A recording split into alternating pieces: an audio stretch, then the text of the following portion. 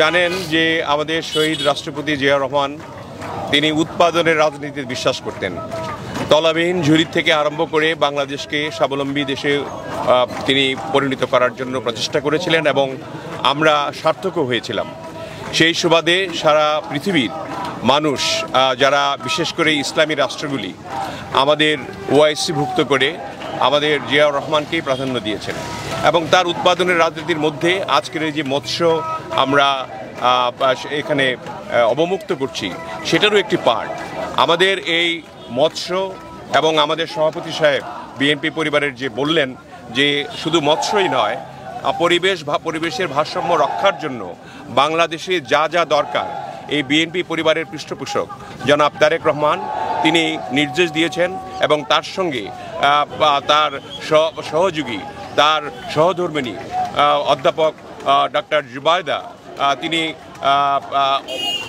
প্রতিনিয়তই আমাদের আতিকুর রহমান রুমন সাহেবকে নির্দেশনা দিচ্ছেন যাতে করে বাংলাদেশে আবার সেই আমাদের যে পরিবেশ যে দূষণমুক্ত একটি বাংলাদেশ গড়ে উঠুক, সব পুকুরে পুকুরে মাছ থাকুক, সব মাঠে মাঠে ধানে ভরে উঠুক, গাছপালায় ভরে উঠুক, সবুজ বাংলাদেশ হোক, এই প্রত্যাশা নিয়ে আমরা বিএনপি পরিবার কাজ করছি।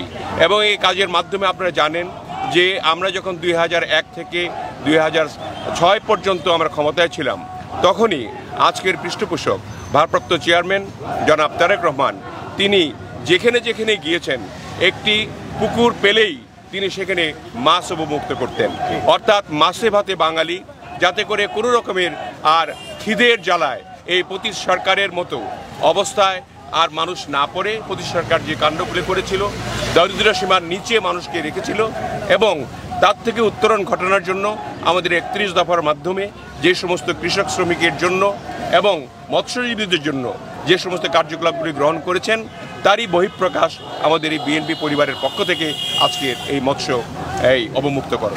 দেখেন, আমরা এই সংগঠনটি একটি সংগঠন যেটা হলো মানবিক সংগঠন।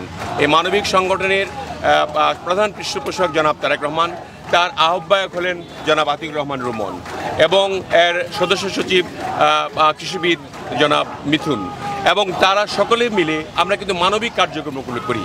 সেই কারণে আমরা এই সমস্ত বিষয়ে আমরা রাজনৈতিক কোনো বক্তব্য রাখতে চাই না। তবুও আপনি যেহেতু পিআরের কথাটা বললেন, পিআর নিয়ে যারা মাতামাতি করছে তারা পিআর বুঝেই না।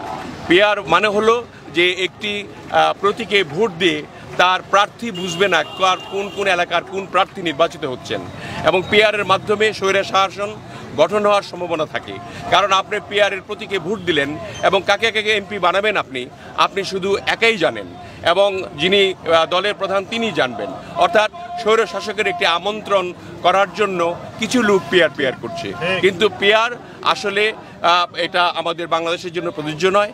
এবং পিআর পদ্ধতিতে নির্বাচন করলে আমার নেপালের মতো অবস্থা হবে, ভঙ্গুর একটা পার্লামেন্ট হবে এবং সেখানে এই প্রফেশনাল যে রিপ্রেজেন্টেশন যেটা থাকবে সেটা করে সবাই চায় যে যারা 2-3% ভোট পাবে তারা হয়তো 9-10টা আসন পেতে চায়। এটার কারণেই তারা এরকম হট্টগোল করার চেষ্টা করছে। এটা বাস্তবায়ন কোনো অবস্থাতে হবে না। বাংলাদেশের মানুষ এই পিআর নিয়ে কোনো চিন্তায় নাই, তারা তাদের প্রার্থী বাছাই করতে চায় এই জন্য এভাবে যারা মানুষের পরিবেশ বান্ধব হবে, মানুষকে উপকার করতে পারবে, মানুষের স্বাধীনতা বিশ্বাস করবে, মানুষের যে উপকার করা, গরিবের উপকার করা, রাস্তাঘাট উন্নয়ন করা, প্রার্থীকে বাছাই করা, প্রার্থীর সততা, প্রার্থীর যোগ্যতা এগুলি বিবেচনায় এনে তারা একজন প্রতিনিধিকে নির্বাচিত করতে চান, সরাসরি ভোটে নির্বাচিত করতে চান। কাজেই পিআরের যে প্রশ্নটা এটা আমার মনে হয় অবান্তর এবং এ নিয়ে আর প্রশ্ন না করেই ভালো।